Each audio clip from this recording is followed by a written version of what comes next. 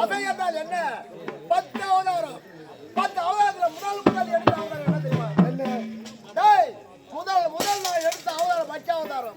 மச்ச அவதாரம். ஆமா. இரண்டாவது எதற்காக? மச்ச அவதாரம் எதற்காக எடுத்து? சோமுகா சூரன் என்பவர் ஆடு கண்டு பிரம்மாவிடம் இருந்த 4 வேதத்தை கவர்ந்து ஆவி என்று சொல்லக்கூடிய சமயத்திலே பதுங்கி சென்றார். அந்த வேதத்தில் பிரம்மா என்னை நினைத்து வருகிறார். நான் என்ன செய்தேன்? தேல் கண்டைக்கு அவதாரம் எடுத்தேன்.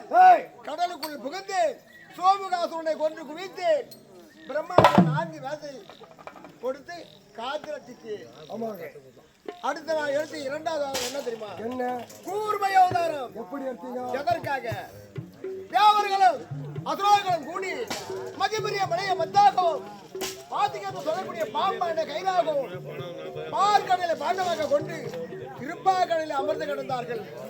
மகிபெரிய மலைக்கு ஆதரவு இல்லாமல் பூமியில் இறங்க அப்போ இந்த தேவர்களால் என்ன நினைத்தார்கள்? நான் என்ன செய்தேன்? ஆமையாக அவதாரம் எடுத்து மீண்டும் கடலுக்குள் புகுந்து என் முதுகனை கொடுத்து அமூர்த்த கடவுளுக்கு காரணமாக இருந்த தேவர்களை காத்து ரட்சித்து அடுத்து அடுத்த எடுத்த அவதாரம் 3வது அவதாரம் வராக அவதாரம். எதற்காக?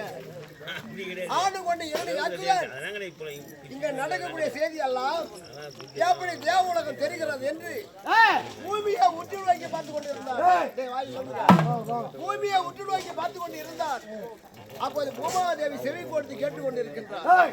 தேவ உலகம் தெரிகிறது என்றால் பூமாதேவி தான் சொல்லுகிறார் என்று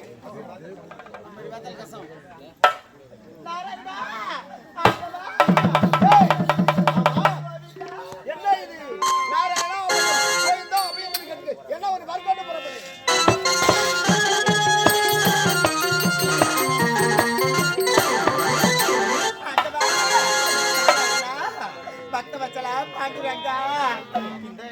உன்னுடைய மனைவி பூமாதேவியின் நிலைமையை பார்த்தாயா?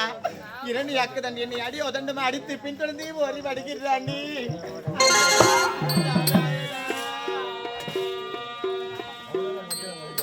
ராகவண்ணே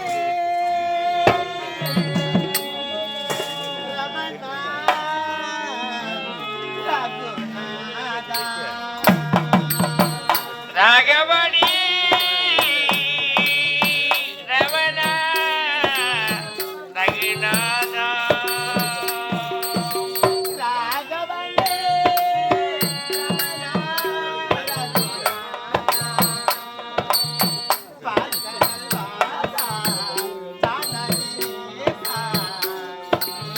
பார்க்கடல் வாசா ஜானகி நேசா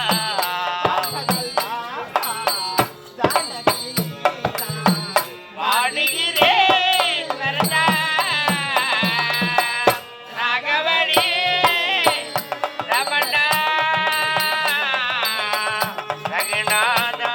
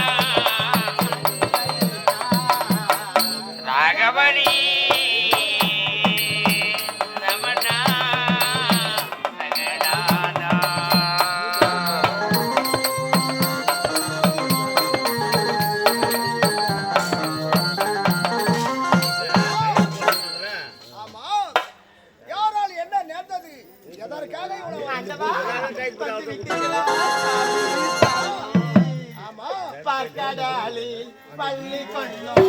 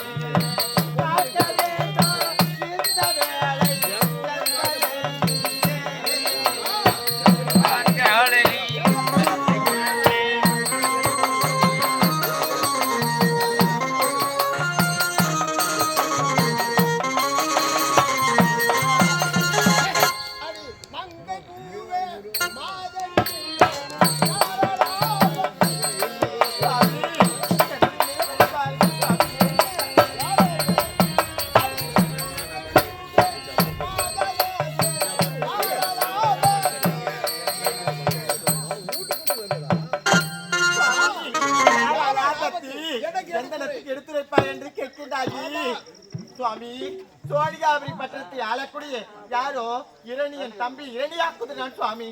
அப்படியா? ஆமா சுவாமி. என்ன சொல்றேன்னா அது மட்டும் கிடையாது, உன்னுடைய கனடா விளக்கக்கூடிய அந்த ஸ்ரீமன் நாராயணன் எங்கு இருக்கின்றான், அவன் இருக்கக்கூடிய இடத்தை நீதான் சொல்ல வேண்டும் என்று இனி அடியோதனம் அடித்து பாயா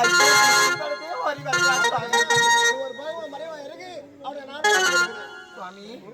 ஆமா அவனை சென்று அழிக்கப் போகின்றீர்களா சுவாமி? எந்த ரூபம் அழிக்க போகின்றீர்கள்?